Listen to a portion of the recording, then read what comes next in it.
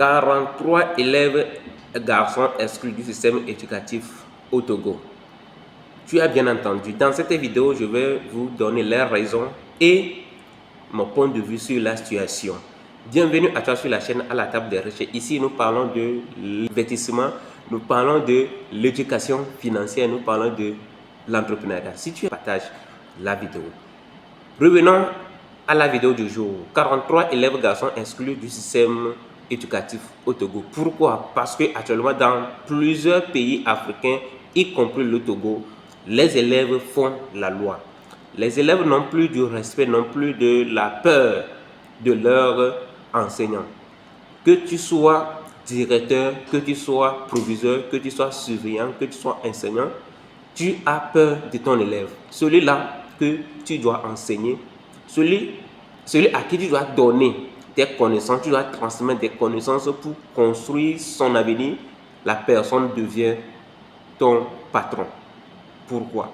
Parce qu'on veut protéger les élèves, parce qu'on veut traiter les élèves africains comme on traite les élèves blancs. Est-ce une bonne chose? Je ne sais pas. Mais j'entends votre réponse dans les commentaires. Dis-moi comment est-ce que cela se passe dans votre pays. Et la situation qui est actuellement au Togo, qui décrit la chronique, alors tu vas me dire ce que tu en penses. Dans cette vidéo, sur la chaîne New Active, il y a des experts qui ont parlé de cette situation. C'est cette vidéo que je vais vous laisser découvrir après les génériques. À présent, 43 élèves exclus pour avoir enceinté leurs camarades filles. Nous abordons à présent cette décision de la direction régionale de l'éducation Plateau Ouest, où sur décision, le directeur de cette région de l'éducation exclut 43 élèves reconnus coupables de grossesse, de cas de grossesse sur des élèves filles. Ils sont donc exclus de tous les établissements d'enseignement, les établissements scolaires plutôt de la région éducative, donc des Plateaux Ouest, pour le compte de l'année scolaire 2024-2025. Le deuxième article de cette décision précise que toute réinscription de ces élèves dans les établissements de la région éducative à la fin de la période de sanction sera subordonnée à la prise d'un engagement écrit par ces derniers et d'un parent ou tuteur. Voilà, donc 43 élèves sont exclus pour avoir engrossé leurs camarades. Ils sont des élèves du secondaire, de la 6e à la terminale, dans la région des Plateaux Ouest. 43 est le nombre total de ces élèves exclus dans cette direction de l'éducation. Nous en parlons avec nos invités. Et comme pour le 4e sujet, la parole est à qui veut la prendre en premier. Ils sont 43 à être exclus. La raison, avoir enceinté leurs camarades. Pasteur. Alors, c'est une affaire qui fait scandale, qui éclabousse l'école togolaise. L'école togolaise, il faut le dire. Vous savez, en 2023, on n'en a pas tellement communiqué, mais en 2023, il y a eu plus de 2000 cas. 2000 cas de grossesse en 2023 au Togo. On n'en a pas trop communiqué, mais c'était ça. Et c'est le chiffre qui fait froid au dos. Mais il faut préciser que ce n'est pas seulement les élèves qui sont les auteurs de ces grossesses. Oui, bon, ce n'est pas seulement les élèves qui sont. Et c'était sur toute l'étendue. Sur l'étendue du territoire. Aujourd'hui, c'est la région des Plateaux Ouest. C'est la preuve que l'école au Togo, qu'on le veuille pas, l'école est malade.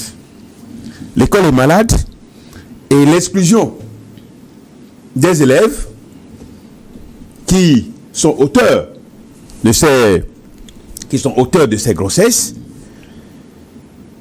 n'est pas la solution. C'est un cas, c'est une manière. L'école au Togo, la gestion, c'est un ensemble. C'est un ensemble et il faut en tenir compte. Okay. Mais quand on prend les éléments, isolement, entre-temps, c'était les enseignants du 7 qui ont été licenciés, on pensait que cela allait régler. C'était pas pour des cas de grossesse. Oui, non, je parle de l'école. Je parle de l'école, okay, de l'ensemble de l'école. Okay. Aujourd'hui, l'école au Togo est malade. Nous, quand nous étions élèves, à l'époque, il y avait des femmes et des filles qui avaient déjà 18 ans même à l'école primaire. Oui. À l'école primaire. Au collège, 20 ans. Au lycée, déjà, c'est 22 ans, 23 ans, 24 ans. Mais il n'y avait pas eu des cas, des rares cas de grossesse. Parce que c'était des filles responsables, qui étaient des majeurs, qui n'étaient pas mineurs. Mais il n'y a pas eu de ces cas de grossesse. Alors pourquoi, de nos jours, on assiste à des cas de grossesse précoce dans les établissements scolaires? C'est la preuve que l'école togolaise est malade. Et ce qui fait mal souvent, c'est qu'à la fin de l'année, on se réjouit des résultats. Il y a eu, dans l'ensemble, les résultats sont satisfaisants en termes de résultats donnés. Mais on ne nous a jamais dit, en termes de comportement, de la moralité des élèves, sur 20, qu'est-ce qu'on a donné à l'école togolaise en termes de moralité. On ne dit pas souvent. On parle seulement des résultats. Parce qu'il y a eu, sur 2000 élèves, il y a eu par exemple 1900 admis. Donc on dit, oh, ces résultats c'est des résultats escomptés. Aujourd'hui, on reconnaît que l'école est malade.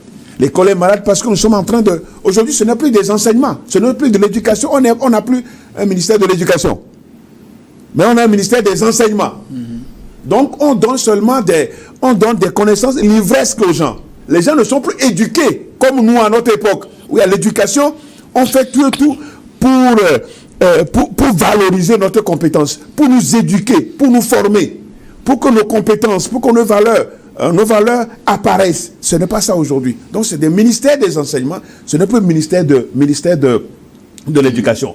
Et donc, on est là en train de former. Donc c'est ce qui explique ces cas de grossesse selon vous. Mais ces cas de grossesse, justement, parce qu'il n'y a plus de la discipline, il n'y a plus de la rigueur, parce qu'il n'y a plus de bâton. Il n'y a plus de bâton à l'école. Il y a même un numéro 20 pour que les élèves puissent appeler en cas de violence sexuelle. Donc aujourd'hui, ce sont les élèves qui ont enceinté, les garçons qui ont enceinté leurs camarades. Et l'école même, il n'y a plus de réforme. Depuis 2012, on nous a parlé, on nous avait annoncé les états généraux de l'éducation. On était dans l'attente. Ces états généraux n'ont plus eu lieu. Et donc, aujourd'hui, l'école est devenue presque une pourriture. Où les élèves sont rois. Les élèves sont rois. Les élèves sont au sommet. On a tellement élevé les élèves, les apprenants, ils sont au sommet. Et voilà la chute.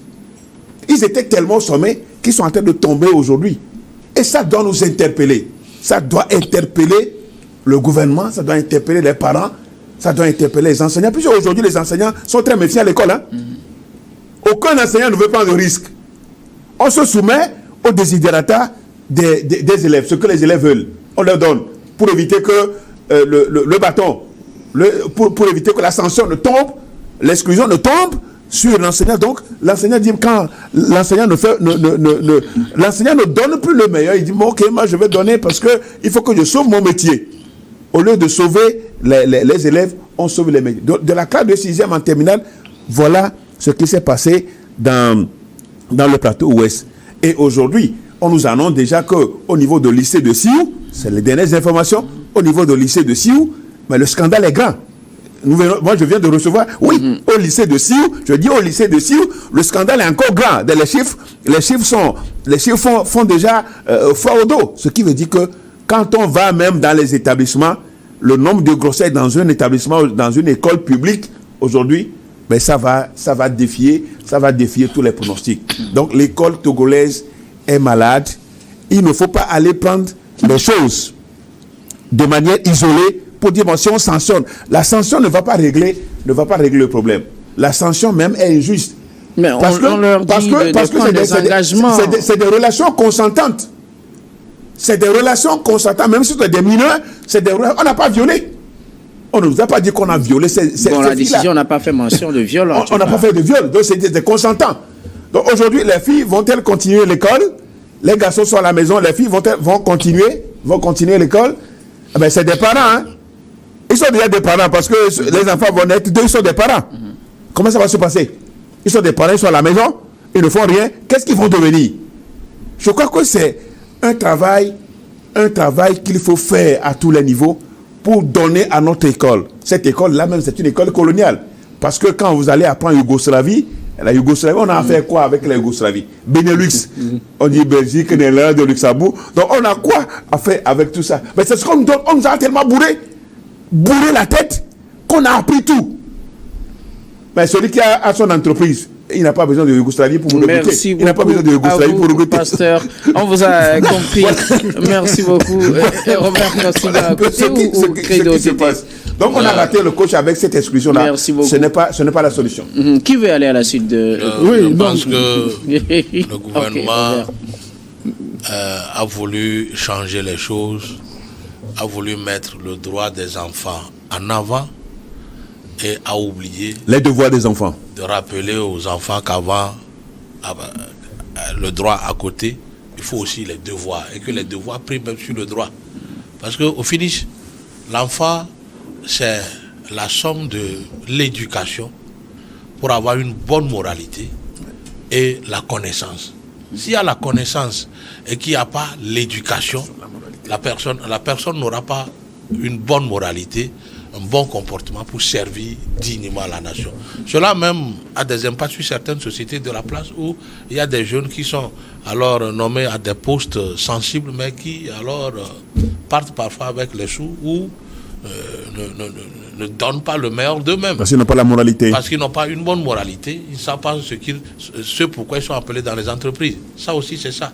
Si nos gouvernants aujourd'hui disent non, nous allons suivre les Européens, plus de bâtons, ici c'est l'Afrique.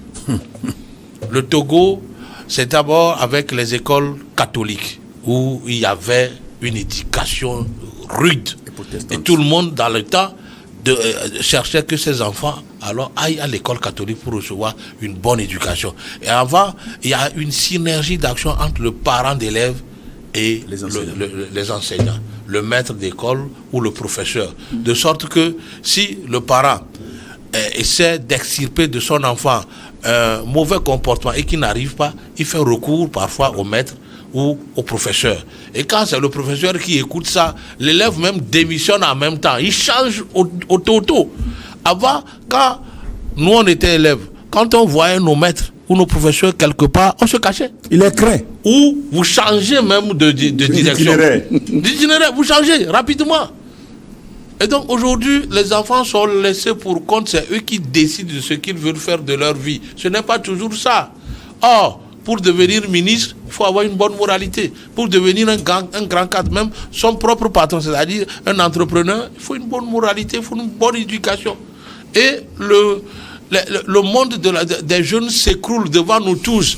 Et on ne peut rien, puisqu'il y a des numéros verts qui est mis à leur disposition, de sorte que à chaque fois que on veut leur donner une bonne correction pour que ils reviennent à la raison, on doit nous enfermer.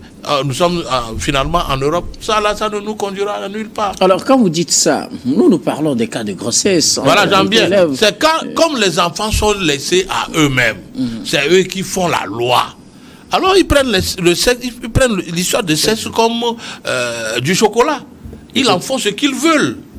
Tel qu'ils le voient sur les réseaux sociaux, ils le pratiquent. Est-ce qu'il n'y a pas une autre manière de punir un élève qui fait le problème c'est quoi aujourd'hui? À la maison, le parent ne peut rien dire. À l'école, le professeur, même s'il voit les actes, il ne peut rien dire. Pourquoi le parent ne peut-il rien dire? Aujourd'hui, on dit droit des enfants. On menace même les parents de ne plus taper leurs enfants sous peine d'emprisonnement. Vous voulez quoi? Nous allons où? Voilà. Ce sont ces questions-là qu'il faudrait qu'on se pose. Nous allons où? Voilà les répercussions sur l'avenir de ces enfants. Ces jeunes filles. Et l'avenir de la nation. Ces jeunes filles qui ont déjà des grossesses, peut-être d'autres n'auront plus la chance de continuer les écoles. Même les élèves qui sont exclus. Moi je dis, ce n'est pas la solution. Ils sont devenus des papas. Il leur faut des diplômes pour alors subvenir aux besoins de ces enfants, parce que ce qui est sûr, dans les 5 ans qui suivent, c'est les parents qui vont prendre cette charge en plus de leur propre charge. Mais après, il faudrait qu'ils prennent la relève pour éduquer leurs enfants, pour leur donner à manger à leurs enfants. Maintenant, quand on les chasse de l'école, ils vont devenir quoi? Je voudrais demander au gouvernement de revenir sur cette question-là et de repenser alors qu'il ne doit pas avoir une sanction, mais plutôt une sensibilisation, et remettre le bâton à sa place et limiter peut-être son utilisation et encourager les parents à éduquer leurs enfants et à leur donner une bonne moralité. Parce que vous savez, en notre temps, on pensait toujours à qu'est-ce que je vais devenir. Quand je vais finir l'école, je vais trouver un bon boulot, je vais me marier. Bon, aujourd'hui, ce n'est plus le cas. Aujourd'hui, les petits-enfants, c'est eux qui font la belle vie, le beau amour un peu partout. Ils n'ont plus de crainte un peu partout. De garde-fou. Hein? C'est ça la réalité. Donc, il va falloir que l'État aide les parents et les professeurs. Aujourd'hui, les professeurs, même parfois, il y a des élèves qui sont dans les bars, qui invitent le professeur à venir prendre un pot. Ah oui, parce que... À vous, Robert Kosiga, à côté, on vous a compris. Voilà les conséquences. Tété s'impatiente. Tété, à vous la parole maintenant. Non, mais moi je crois que à la lumière de l'introduction même du sujet, on doit se poser 2 ou 3 questions. Est-ce que cette décision de la direction régionale de l'éducation Plateau-Ouest est conforme à la loi? Donc ça, c'est la première question. On doit s'interroger également sur la responsabilité des parents d'élèves, et également sur celle des élèves, des apprenants. Maintenant, sur la première question, est-ce que cette décision est-elle conforme à la loi? Il faut le dire, cette décision est bel et bien conforme à la loi. Et cette loi... La protection des apprenants. Oui, la loi portant protection des apprenants. La loi numéro 2020-020 du 2 décembre 2022. Donc c'est la loi 2022-020 du 2 décembre 2022. Cette loi existe et je crois que le conseil de discipline, le conseil régional de discipline de Plateau-Est qui s'est réuni, s'est basé sur cette loi pour trouver, disons, les sanctions à infliger à ces 43 élèves qui ont dérapé. Donc, sur la conformité de la loi, il n'est pas question. Mais je voudrais nuancer pour dire, en tant que Togolais, nous sommes sensibles, et nous sommes très sensibles, et ce n'est pas une mauvaise chose également. Donc, si nous voyons la sanction qui a été donnée avec cette fenêtre sur la loi, et lorsque vous lisez la loi, il y a 3 articles qui justifient, qui sous-tendent ces sanctions. Donc, ce sont les articles 19, 32 et puis 34 de la loi du 2 décembre 2022. Je ne sais pas si on a le temps, sinon on pouvait prendre les articles là pour essayer de voir la conformité de cette décision par rapport à la loi. Je donne juste lecture de l'article 19 même de cette loi qui dit: quiconque met enceinte une apprenante régulièrement inscrite dans un établissement d'enseignement ou dans un centre d'apprentissage ou de formation professionnelle encourt une peine d'emprisonnement d'1 an à 5 ans, d'une amende d'1 million à 5 millions de francs CFA. On va directement à l'article 34 de cette loi qui dit que, je cite, « Si l'auteur de la violence à caractère sexuel est un apprenant, il est exclu de l'établissement d'enseignement ou du centre d'apprentissage ou de formation professionnelle et le motif de l'exclusion fait l'objet de mention à son dossier. » Nous parlons toujours de la loi signée le 2 décembre 2022. Maintenant, pour terminer, que dit l'article 32? L'article 32 dit « Les peines prévues par la présente loi ne font pas obstacle à la mise en œuvre des procédures et sanctions disciplinaires contre tout auteur de violence à caractère sexuel. » Donc, nous voyons que, en fait, par rapport à la loi, la décision de la DRE Plateau-Ouest est conforme. Maintenant, on parle de violence.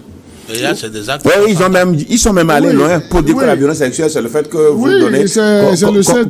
Donc, je crois que lorsque je parlais de la sensibilité du Togolais, c'est vrai, nous tous nous sommes dit, nous sommes des parents. Et on s'est posé une question. Ces enfants qui sont exclus, comment est-ce que leur cursus scolaire va se dérouler? Mais je crois que la loi leur permet aujourd'hui, ils sont exclus dans une circonscription donnée. C'est l'esprit de la loi. Mais ils peuvent aller dans d'autres, mais l'essentiel, ou bien ce qu'ils ont voulu, le législateur a voulu, c'est pour que ces auteurs de ces grossesses non voulues en milieu scolaire ne soient plus là et puis récidivent. Mais la grande interrogation, est-ce que tous les parents ont les moyens maintenant de déplacer leurs enfants dans un autre milieu? Mais d'une autre région. Oui, c'est ce que je dis, dans un autre milieu. Mais cela ne saurait dédouaner ce qui s'est passé. Donc la conformité de cette décision à la loi est établie. Maintenant, il faudrait faire un plaidoyer pour qu'on puisse trouver des circonstances atténuantes à ces enfants, à ces élèves dont certains doivent passer les examens. Et c'est là où je voudrais insister sur la responsabilité parentale. Lorsque vous êtes parent d'élèves, ce n'est pas uniquement dans les centres, dans les établissements scolaires qu'on doit éduquer, qu'on doit tout apprendre à vos enfants. En tant que parent d'élèves, vous devez également discuter de certains sujets avec les enfants pour essayer de leur montrer la gravité de certains actes. Est-ce que tous les parents le font? Donc c'est là où je dis la responsabilité des parents est également engagée. Maintenant, le plus gros, c'est la responsabilité même des élèves. Est-ce que ces élèves sont consciencieux même de leur avenir? Est-ce qu'ils savent ce pourquoi on les a envoyés fréquenter? Est-ce qu'ils savent ce pourquoi ils sont dans ces établissements scolaires? C'est pour préparer leur avenir, c'est pour avoir tous les outils nécessaires pour bien exister dans cette société future qui est déjà disposée à les accueillir. Mais s'ils s'adonnent à ces gens, à ces activités bas ventrales, donc je crois qu'il y a déjà un souci. Parce que la classe, c'est à partir de la classe de 6e jusqu'en terminale. Et quel âge? Et quel âge aussi? Ce sont des mineurs. Et vous savez, la loi aussi protège la fille qui est apprenante. Donc là, je crois que touchant la sensibilité, ou bien relevant la sensibilité des Togolais, c'est vrai, tout le monde, on est dans une logique, dans une démarche de plaidoyer pour que la direction régionale de l'éducation Plateau-Ouest, recadre un peu ou bien ralentisse un peu l'allure de ces sanctions pour permettre à ces élèves de continuer leur scolarité pour passer les examens. Ça ne peut être que des plaidoyers, parce que la loi est faite pour être appliquée. Ils sont en conflit avec la loi, voilà les sanctions. Et je ne pense pas que le directeur ou bien le conseil de discipline des plateaux qui s'est réuni le 10 mars a inventé des choses. Non, ils se sont appuyés sur les dispositions de la loi.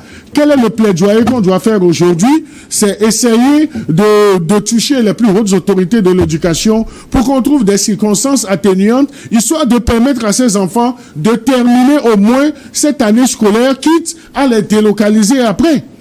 Parce que leur responsabilité est vraiment engagée. Je ne pense pas que si le pasteur de Dokomi avait eu ce genre d'égarement de comportement, il serait aujourd'hui sur ce plateau. Il va porter des ambitions. Après le truc du carburant qui ne serait pas servi au bon litrage, il a sorti un autre truc sur les pièces.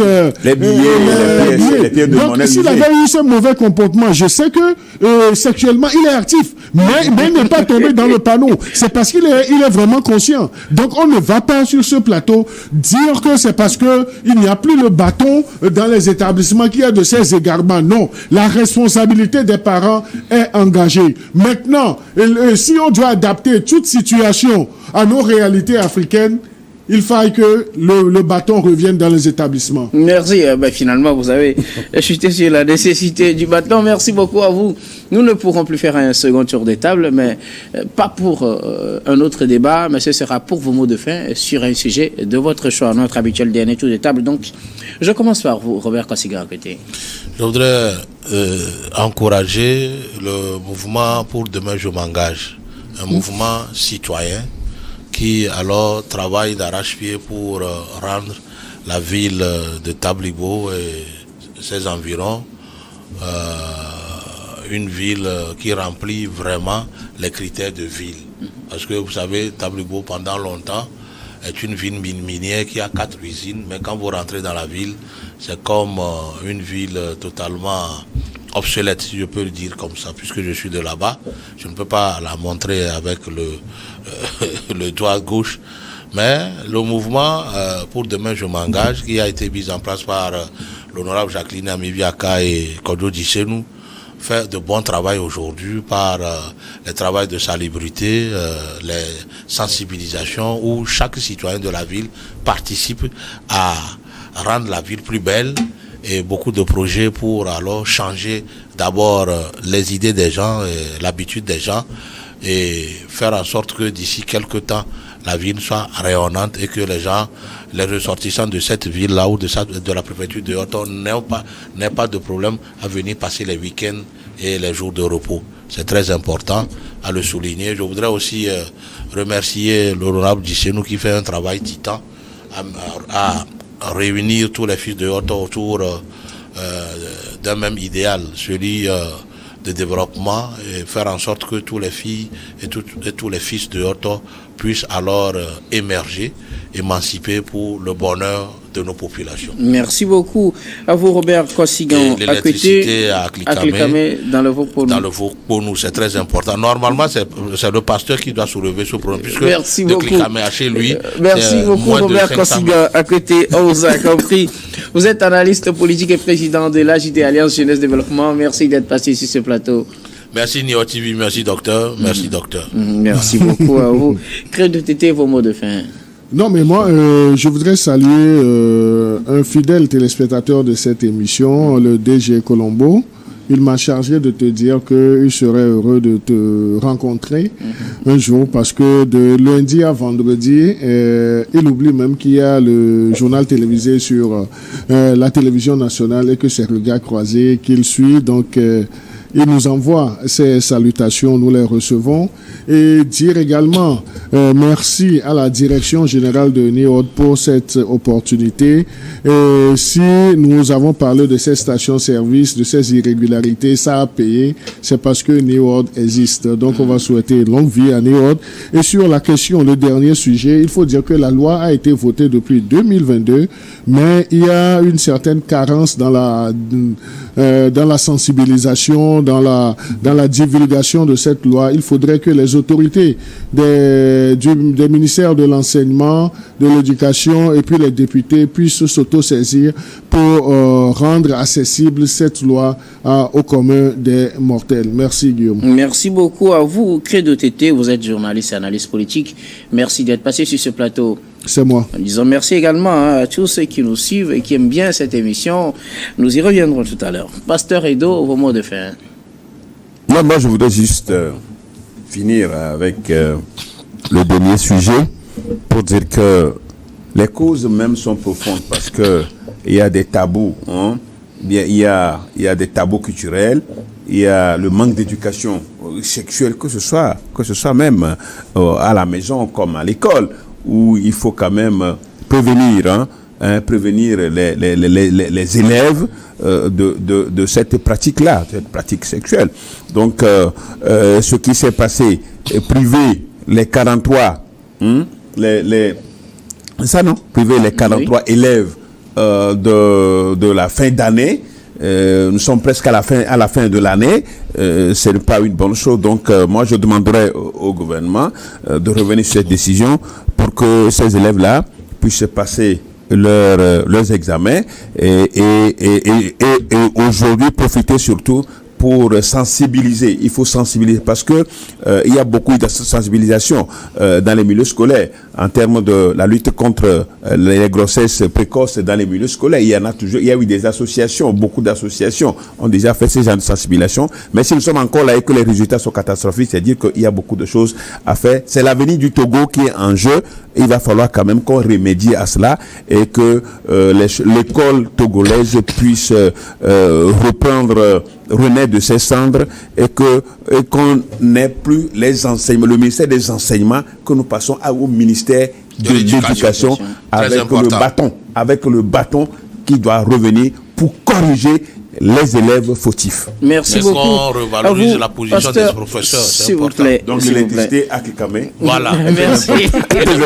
Merci beaucoup à vous, Pasteur Edo Komi. Vous êtes le président du mouvement Martin Luther King, également le premier adjoint au maire de la commune Golfe 2. Merci d'être passé sur ce plateau. C'était un plaisir pour nous. Nous disons également merci à toutes les équipes techniques et rédactionnelles qui nous ont aidés à préparer et à présenter cette émission. Merci beaucoup à Yves Kofi, Maounion, à Joe à la réalisation, à Senyo Wampa à la diffusion, à Stéphane Kouonou et Thomas Choy à la caméra. Surtout merci à vous, très chers téléspectateurs, de nous avoir suivis de près ou de loin. Merci à vous tous qui nous suivez depuis l'Allemagne, depuis la France, depuis le Chili, le Niger, le Burkina, la République démocratique du Congo et aussi bien évidemment ici au Togo. Je vous retrouve demain avec le même plaisir pour un autre numéro.